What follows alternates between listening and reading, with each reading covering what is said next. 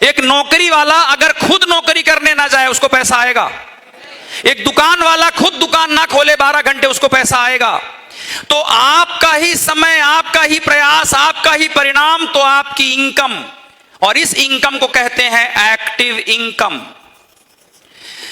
तो आदमी 20 साल की उम्र से काम करना शुरू करता है और 70 साल की उम्र तक नाचता रहता है, लेकिन उसके नाचे बिना उसको एक ढेला भी मिलने वाला नहीं है।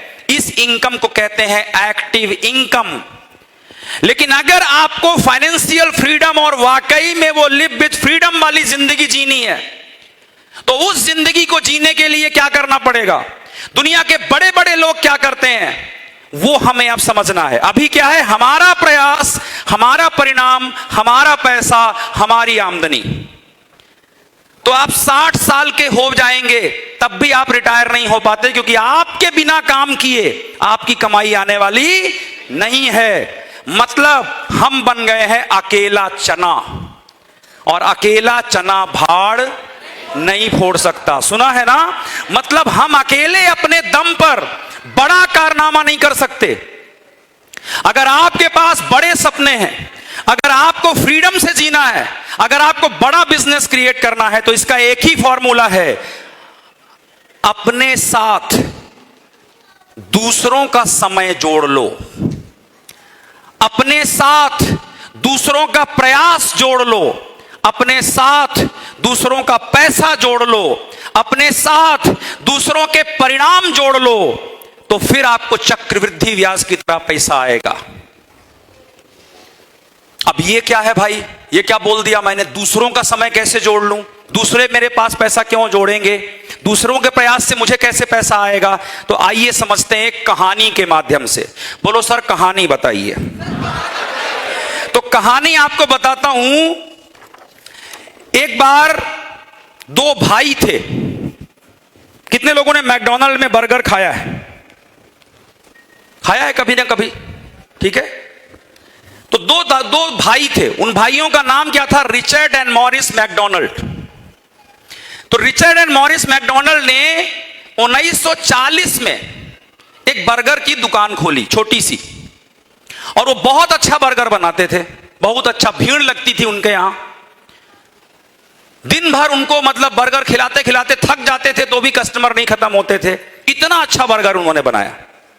1940 से लेकर 1955 तक उन दोनों भाइयों ने बिजनेस किया। पर उनका बिजनेस कैसा था? उनका प्रयास, उनकी मेहनत, उनका रिजल्ट, उनकी सफलता। बात पकड़ में आ रही है? 15 साल उन लोगों ने दुकान खोली, बर्गर बनाया, मेहनत की, लेकिन अगर वो एक दिन दुकान नहीं खोलते थे तो उनको पैसा नहीं आता था।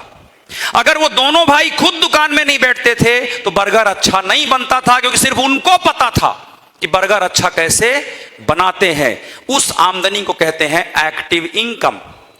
एक दिन उनको एक आदमी मिला, उसने उनके दुकान में बर्गर खाया। उसका नाम था रे क्रॉक। वो कब मिला? 1955 में, 15 साल बाद।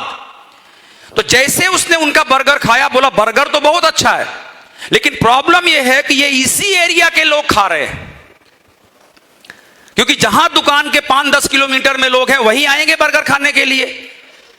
उसने कहा, जब इतना अच्छा बर्गर बनाते हो मेरे भाइयों, तो पूरे देश में क्यों नहीं बेचते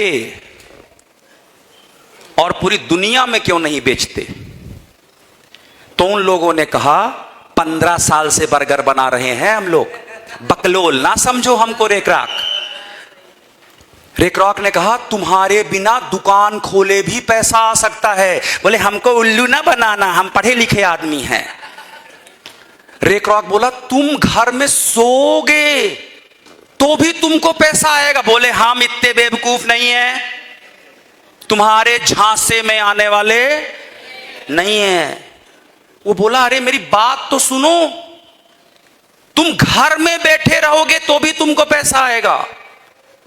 वो बोले, ऐसा आज तक हमने पहले होते हुए देखा, हम उस पर ही विश्वास करेंगे जो आज तक हुआ है। ये हम स्कीम में फंसने वाले नहीं हैं। आपको पता है, रे क्रॉक वो आदमी था जिसने फ्रेंचाइजिंग सिस्टम की शुरुआत की।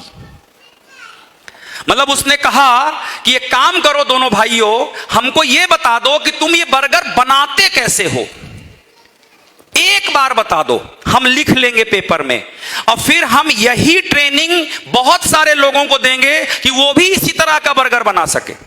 लेकिन हम ट्रेनिंग उनको ही देंगे जो हमारे स्टोर में बर्गर बेचेंगे। बात पकड़ में आ रही है? और हम अपना स्टोर पूरे देश में, पूरे दुनिया में खोलेंगे, उसका कंट्रोल हमारे पास होगा। लोग आएंगे, अभी हम बर्गर बनाते हैं, फिर लोग हमारे लिए बर्गर बनाएंगे, अब पैसा हम कमाएंगे। अभी हम दुकान खोलते हैं, फिर लोग दुकान खोलेंगे और पैसा हम कमाएंगे। अभी हम बर्गर बेचते हैं, फिर लोग बर्गर बेचेंगे और पैसा हम कमाएंगे। हमारी फ्रेंचाइजी को लेने के लिए पैसा लोग लगाएंगे। देखो बात समझ में आ रही है? लोग पैसा लगाएंगे, वो हमें देंगे 40 करोड़, बोलेंगे आप हमको, हम 40 करोड़ दे रहे हैं, हमारे जबलपुर में एक दुकान खोल दीजिए और हमको बता दीजिए कैसे बनाना है, कैसे बेचना है। क्या दिमाग लगाया उस आदमी ने। लेकिन ये उन दोनों भाइयों को समझ में नहीं आया। उन्होंने कहा हम फंसने वाले, ये स्कीम है। और पूरी दुनिया उस वक्त तक इन चीजों को स्कीम मानती थी। फाइनली एक दिन पता है क्या हुआ? उसका दिमाग इतना तेज था, वो गया, बोले कितना पैसा चाहिए बोलो, आज से ये दुकान मेरी, जितना पैसा तुमको चाहिए, मतलब जो तुम बोलो, जो मुंह खोलो तुम। अब उन्होंने सोचा कि हम तो अभी मान लो कि हम 500 रुपया रोज कमाते हैं, तो हम महीने में इतना कमाते हैं, तो हम साल भर में इतना कमाते हैं, साले को लूट लेते हैं। मान लो पूरी जिंदगी का 1 करोड़ आ रहा है, तो हम इससे 200 करोड़ ले लेते हैं। बोले 200 करोड़ लेंगे। अब जो सीन हुआ पता है क्या हुआ? उसने कहा डन, 200 करोड़ दूंगा, आज से ये ब्रांड मेरी, अब इसको चलाऊंगा मैं, नाम तुम्हारा ही होगा। और उस आदमी ने क्या किया? उसने एक भी बर्गर नहीं बनाया। उस बर्गर को बनाने की फिलॉसफी को चुराया, एक तरह की दुकानें खोली, एक तरह का बर्गर बनाया, अपना सीक्रेट किसी को नहीं बताया। आज पूरे विश्व में हजारों लाखों लोग बर्गर बना के बेचते हैं, और पैसा कौन कमाता है? Ray Kroc. समझ में आ रही बात? अब आप मुझे बताना, उन दोनों भाइयों ने गलती क्या की? उन भाइयों को एक्टिव इनकम पर इतना विश्वास था कि जब उनको पैसिव इनकम की योजना पहली बार बताई गई तो उन्होंने क्या बोला? नो। और एक्टिव इनकम के लिए यस। ये उनकी बेवकूफी थी कि नहीं? लेकिन आप लोगों को जानकारी दे दूं, पहले 10-15 सालों में उन लोगों को जो फ्रेंचाइजी खोलते थे, सरकारें जेल भेजा करती थी, उनके ऊपर केस चलाया करती थी। वो कहती थी ये स्कीम है, ये चिटफंड है। लेकिन अगर आज किसी की मैकडॉनल्ड की फ्रेंचाइजी हो तो क्या बोलेंगे? अरे जबलपुर के अमीर आदमी है, फ्रेंचाइजी लिए हैं, मैकडॉनल्ड की फ्रेंचाइजी लिए हैं इसकी। आज आप देखो पूरे मार्केट में जितनी दुकानें होंगी उसमें 80% दुकानें क्या है? फ्रेंचाइजी। कोई लिवाइस की फ्रेंचाइजी खोल रहा है, कोई मैकडॉनल्ड की खोल रहा है, कोई पिज्जा हट की खोल रहा है, कोई ये इसकी खोल रहा है, कोई कोका कोला की खोल रहा है, और सब फ्रेंचाइजी लेकर ही धंधा कर रहे हैं। लेकिन जब किसी ने पहली बार सोचा तो उसको क्या बोले? तो हमको उल्लू मत समझना, हम बेवकूफ नहीं है। और आज सीना ठोक के इज्जत से लोग कहते हैं मेरा फ्रेंचाइजी का बिजनेस है। जितने लोग आप लोग यहां पे सीरियस नेटवर्क मार्केटर हो, ये बात याद रखना, आज आपके बिजनेस को जो लोग कहते हैं ना ये स्कीम है, ये चिट फंड है, ये है, ये है, मात्र अगले 5 साल और रुक जाओ। सिर्फ अगले 5 साल हर मोहल्ले का सबसे अमीर आदमी नेटवर्क मार्केटर होगा। आज डीके नरवरे जिस मोहल्ले में रहते हैं, उनका बंगला, उनकी मर्सिडीज किसी के पास नहीं है वैसा। मतलब उस मोहल्ले का सबसे अमीर आदमी कौन हो गया? डीके नरवरे।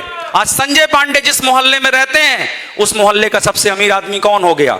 संजय पांडे। मतलब उस पूरी कॉलोनी में एक्टिव इनकम लेने वाले अमीर नहीं है, पैसिव इनकम लेने वाले, माई लाइफ करने वाले अमीर है। अभी ये कुछ मोहल्लों में हुआ है, अगले 5-7 सालों में हर मोहल्ले में कर देंगे। तब साले लोग समझ के आएंगे और बोलेंगे भैया हमको भी नेटवर्क मार्केटिंग करनी है। क्योंकि लीडरशिप की पहली कक्षा से जितने लोग निकल रहे हो, अब तो अगले 5 साल में आपकी भी कॉलोनी में मर्सिडीज खड़ी होगी, आपके घर में भी खड़ी होगी। तब बताएंगे इनको धनिया बोना क्या होता है। लेकिन ये कैसे होगा? अपने समय से, अपने मरने से नहीं। साथ में क्या करना है? दूसरों का समय, दूसरों का पैसा, दूसरों का प्रयास अपने प्रयास में मिला देना है। जब एक अपलाइन